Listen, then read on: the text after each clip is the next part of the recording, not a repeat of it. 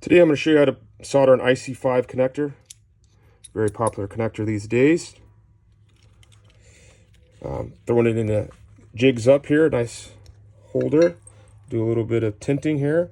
Put a little solder down on the connector. I'll go ahead and strip the wire here. Do a little twist.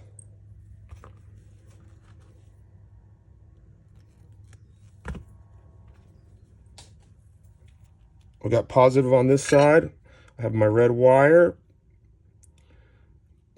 Tint the wire with a little bit of 1-up solder.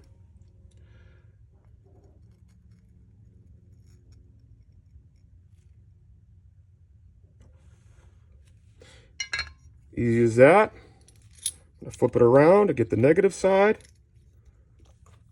Tint the black wire.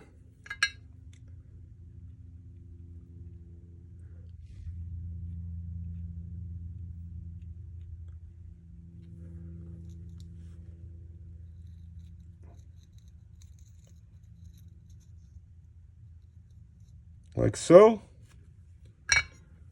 I'm using the Track Power TK950 soldering station. You need a good soldering iron. Makes it a lot easier. Putting on my little cover, and voila.